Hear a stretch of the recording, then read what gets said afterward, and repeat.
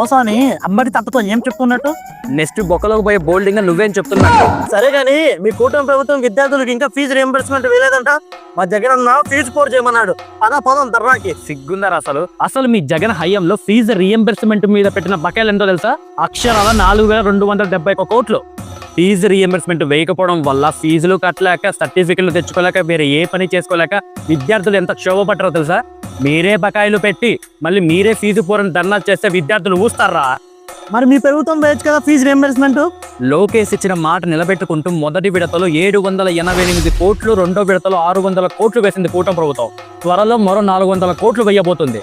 అరే మీ జగనన్న లాగా ప్రతి సంవత్సరం జాబ్ క్యాలెండర్ ఇస్తాం, మెగా డిఎస్సి ఇస్తామని మోసం చేసి మా కూటమి ప్రభుత్వం. మరి మీరు ఇస్తున్నారా మెగా డిఎస్సి? ఎస్, ఏప్రిల్ మొదటి వారంలో వస్తుంది మెగా డిఎస్సి. మాది విద్యార్థుల జీవితాలతో ఆడుకునే ప్రభుత్వం కాదు, ఆదుకునే ప్రభుత్వం. నమ్మించే ప్రభుత్వం కాదు, నిలబడే ప్రభుత్వం. ఇది ముంచే ప్రభుత్వం కాదు, ఇది మంచి ప్రభుత్వం.